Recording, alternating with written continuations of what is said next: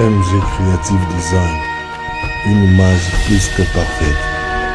Après plusieurs jours de travaux intensifs, la commission ad hoc, constituée par le ministre des Mines, son Excellence Louis Ouatoum Kabamba, a officiellement clôturé la première phase de sa mission ce lundi 26 janvier 2026 dans la province du Haut-Katanga. Cette mission a été consacrée au contrôle de la conformité administrative, juridique et technique des entités de traitement des substances minérales de la filière cupro-cobaltifère. La cérémonie de clôture, présidée par le président de la commission, Franck Fouamba, a été marquée par la présentation du rapport circonstancié, également appelé rapport d'étape. À cette occasion, le président de la commission a transmis les remerciements du ministre des Mines à l'ensemble des membres de la commission, aux différentes parties prenantes de la province pour leur engagement sans relâche, ainsi qu'aux autorités provinciales du Haut-Katanga, dont le gouverneur intérimaire, pour leur accompagnement constant. Dans son allocution, Franck Fouamba a rappelé les attentes du peuple congolais telles qu'exprimées par son Excellence Monsieur le Président de la République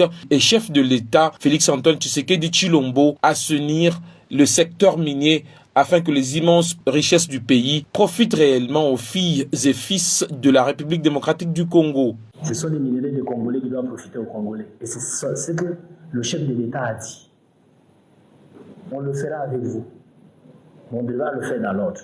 Mais assainir, on va assainir de façon que ce qui sera fait profite aux artisanaux, aux coopératives, au gouvernement provincial et au gouvernement national. Composé des représentants du ministère des Mines, des coopératives minières, des négociants et de la société civile, la commission élargie était structurée en 3 sous-commissions, à savoir celle administrative, celle juridique et technique, ainsi que traçabilité et conformité.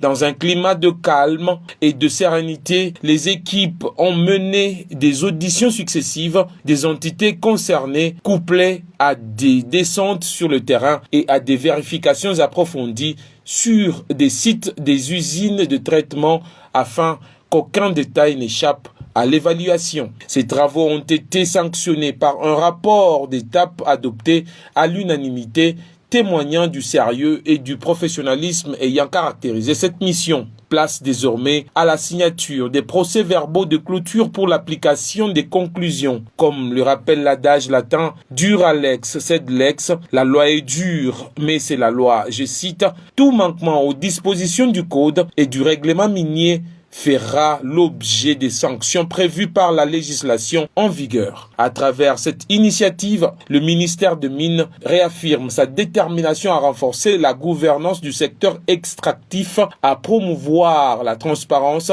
et à garantir une exploitation responsable des ressources minières au bénéfice du développement national, conformément à la vision du chef de l'État sous la coordination de son Excellence, Madame la Première ministre, chef du gouvernement.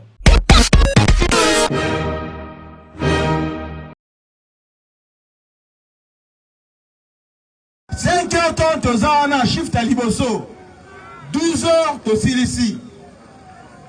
Shift à Mibale Koti, 17 heures. Shift à Misate Koti, 10 minuit.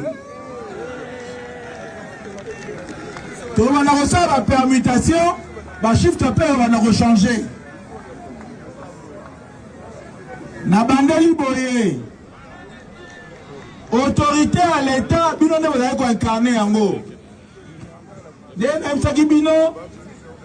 La police, ils allaient colonne vertébrale et ordre public. Ils allaient poutre centrale, cheville ouvrière. Il y a un soit ordre public. Comment on va dire autorité de l'État? Autorité de l'État est beaucoup fatiguée. Et comme on a raté, on a 10 heures tant qu'on s'est présenté, on a 16 heures aussi mis sur le Kende. Après, tu dis des zones à Balabala, non. Mission et vous allez shifter en 3 phases. 5h30, vous avez déjà à Carrefour, à Tineke Ozala. 12h, shift à Liboso et Kéabi Balé Koti. 17h, 12h à 17h, shift à Balé Koti. De 17h à minuit, shift à Misato.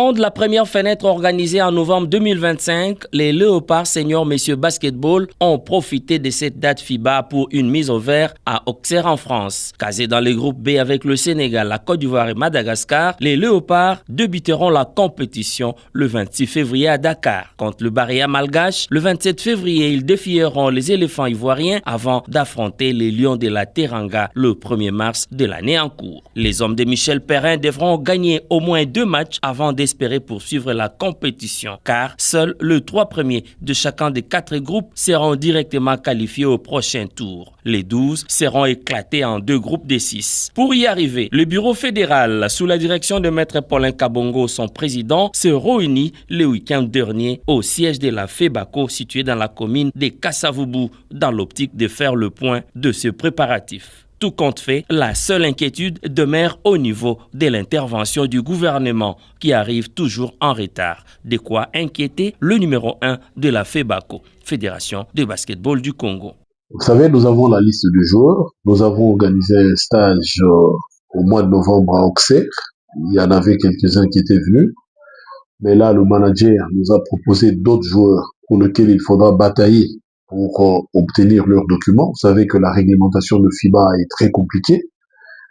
Malheureusement, nous n'avons pas l'accompagnement de l'autorité parce que vous êtes sans ignorer que ce stage que nous avons fait à Auxerre, il était censé être pris en charge par le gouvernement. Le ministre des Finances a jugé bon de ne pas payer jusqu'à ce jour, on ne sait pas pourquoi.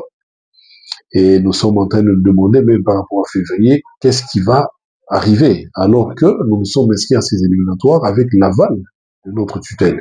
Vu les niveaux très relevés des adversaires, le sportif numéro 1 du pays, Félix-Antoine Tshisekedi Tshilombo, le chef de l'État, devra s'impliquer pour décanter la situation afin de permettre à ses ambassadeurs du pays de rivaliser à armes égales avec leurs adversaires. Côté technique, le bureau fédéral a renforcé le staff technique. Le technicien français Michel Perrin sera épaulé par Charlie Bouzangou, Pierrot Ilunga Mwamba, Élisée Kalenda, 3 cadres nationaux, pas le moindre. Alors que le manager général Loyele est à pied d'œuvre pour renforcer l'effectif avec des nouveaux binationaux, pas toujours facile à intégrer selon le nouveau règlement FIBA en la matière. Jordan Sako, Malela Mutuale, Garmin Kandé et leurs compères auront besoin d'arriver à temps au lieu de la compétition pour s'acclimater. Le ministre des Sports, Maître Didier Boudimbu, devra s'approprier ces dossiers et le défendre au niveau du ministère des Finances, car il s'agit bien des éliminatoires à la Coupe du Monde dont les Léopards ont fait des avancées très significatives.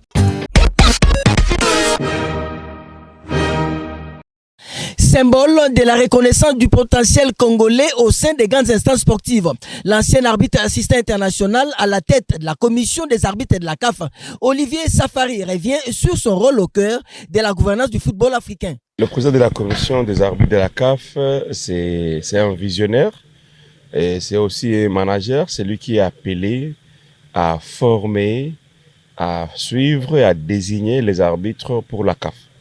Donc c'est une personne qu'on met là, qu'on a confiance dans la vie sportive, donc plus précisément dans l'arbitrage, et qu'on estime qu'avec son intégrité, sa personnalité, il peut apporter quelque chose. Arbitre fédéral depuis 2007, international FIFA depuis 2010, du haut de ces 5 Coupes d'Afrique des Nations, 186 matchs aux interclubs de la CAF, les Congolais estiment que l'arbitre de la CAN était à la hauteur, y compris celui de son compatriote Jean-Jacques Ndala. L'arbitre du match de la finale, malgré que les gens ont trop parlé, ils ont beaucoup commenté négativement malheureusement, il avait fait un bon match. Dans le cas contraire, il serait sanctionné. Chacun peut dire ce qu'il veut. Mais nous, en tant que techniciens, on reste concentrés sur ce qui est important. Comme commission des arbitres de la CAF, tout était bon et nous félicitons l'arbitrage de cette CAN. Face à la situation actuelle du football congolais, compte tenu de son vécu, Olivier Safari estime qu'il est temps de prendre la gestion de l'organe technique du football congolais. Lorsque je vois tout ce qui se passe au Congo, je me suis dit pourquoi je serais en train d'être plaintif. Ou alors j'essaierai en train de voir comment le mal s'organise sans pour autant participer pour mettre un peu de l'ordre. Je serai complice. C'est ainsi que je me suis dit, Si je peux participer pour améliorer, amener un peu d'expérience que nous avions eu à l'extérieur de la République démocratique du Congo, pour que tant soit peu, les choses reviennent à la normale et qu'on ait la chance de développer le joueur congolais. C'est inconcevable de voir une équipe nationale de la RDC, mais au niveau du pays, on ne peut pas avoir un seul joueur. C'est vraiment regrettable. Et tout ça, c'est parce que le tournoi, donc le championnat n'est pas bien organisé. C'est tant de désordre. Je ne peux pas m'imaginer qu'on peut faire 3 à 4 ans, on n'a jamais fini le championnat. C'est quelque chose de regrettable. Parce que si une année, ça ne peut pas marcher, mais au moins on va tirer les leçons, et puis on va prendre les dispositions nécessaires pour que la prochaine année, les choses marchent bien. À l'époque, président de la commission des arbitres de l'UNIFAC, Olivier Safari s'est distingué par sa rigueur, sa discipline et son expérience. Autant de qualités qui ont convaincu l'instance continentale. Son parcours, marqué par un professionnalisme reconnu, fait de lui une figure respectée du sifflet africain. Les familles Moloanton, Lontolo, Wabika et Etina ont la profonde douleur d'annoncer aux membres de famille, amis et connaissances le décès de leur fils, frère, oncle, père et grand-père, le colonel Moloanton Ntso Lobota Henri, commissaire provincial adjoint chargé de la police judiciaire du Congo central. Le décès est survenu le 14 janvier 2026 des suites d'une maladie. Le programme des obsèques se présente de la manière suivante. Vendredi 30 janvier 2026, veillée mortuaire à l'espace Ave Maria dans la commune de Kasavubu. Samedi 31 janvier 2026, levée du corps à l'hôpital du Cinquantenaire, suivi de l'exposition à l'espace Ave Maria dans la commune de Kasavubu. Puis interviendra l'inhumation au cimetière Nécropole 1 dans la commune de Lantsele. Le présent communiqué tient lieu de faire part.